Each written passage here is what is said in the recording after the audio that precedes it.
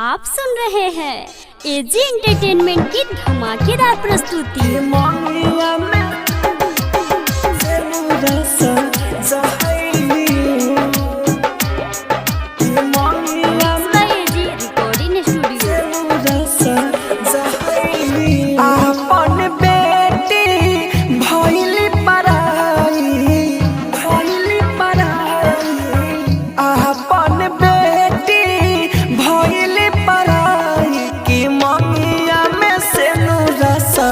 जहाई हो कि मंगिया में से नूरसा जहाई हो दुआरा बैठी बाबूजी रोस अंगना बैठी माई हो कि मंगिया में से नूरसा जहाई हो। आप सुन रहे हैं एजी एंटरटेनमेंट की धमाकेदार प्रस्तुति।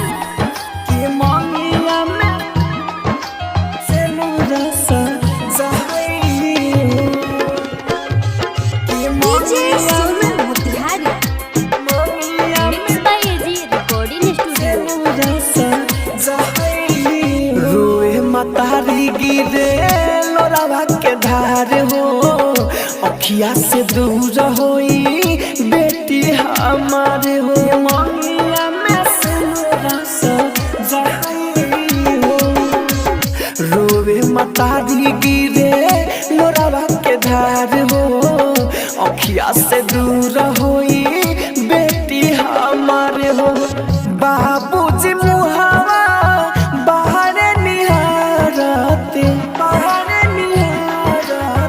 बाबूजी मुहावा बाहर निहारत की भोराई होई दहाई हो कि मंगिया में से नूरसा जहाई हो।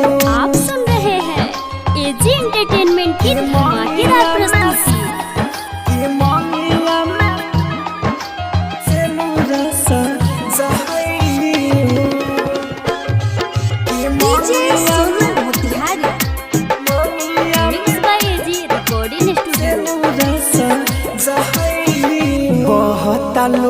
बाकीर खुशी के दिन बा माहिर मुकेश कहे कैसन सीन बा मंगिया में से नूरसा जहाई हो बहुत लोग बाकीर खुशी के दिन बा माहिर मुकेश कहे कैसन सीन बा राहुल राजधानी गावे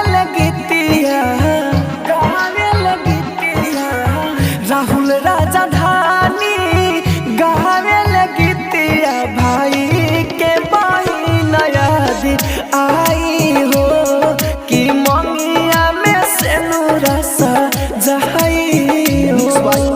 एजी रिकॉर्डिंग स्टूडियो रोशनपुर सपहा।